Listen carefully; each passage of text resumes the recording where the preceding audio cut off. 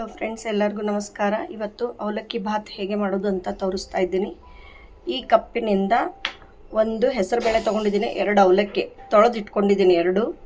ಆಮೇಲೆ ಆಲೂಗಡ್ಡೆ, ಕ್ಯಾರೆಟು, ಶೇಂಗಾ, ಕ್ಯಾಪ್ಸಿಕಮ್ಮು, ಹುಣಸೆಹಣ್ಣಿನ ರಸ, ಕರಿಬೇವು, ಮಸಾಲೆ ಪುಡಿ ಅಂದರೆ ಸಾಂಬಾರು ಪುಡಿ, ಉದ್ದಿನಬೇಳೆ. ಇದಕ್ಕೆ ಇದೇ ಕಪ್ಪಿನಿಂದ 8 ಕಪ್ಪು ನೀರು ಬೇಕು.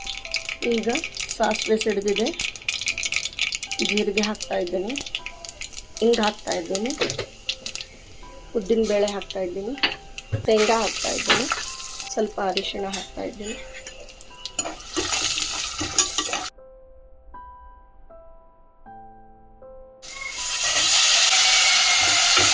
ಹೆಸರುಬೇಳೆ,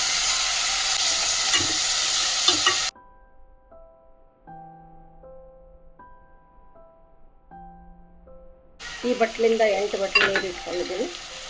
ಹಾಕ್ತಾ ಇದ್ದೀನಿ ಮಸಾಲೆ ಪುಡಿ ಅಥವಾ ಸಾಂಬಾರು ಪುಡಿ, ಇದಕ್ಕೆ ತಕ್ಕಷ್ಟು ಚಿಲ್ಲಿ ಪೌಡರ್ ಹಾಗೂ ಸಾಲ್ಟ್ ಹಾಕ್ತಾ ಇದ್ದೀನಿ. ತಿರುವಿ ಕುಕ್ಕರ್ ಮುಚ್ಚಿಡ್ತಾ ಇದ್ದೀನಿ. 2 ಸೀಟಿ ಆದಮೇಲೆ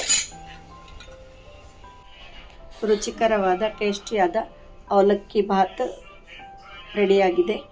ಮೇಲೆ ಸ್ವಲ್ಪ ತುಪ್ಪ ಹಾಕಿಕೊಂಡು ಸವಿಯಲು ರೆಡಿ. ಧನ್ಯವಾದಗಳು.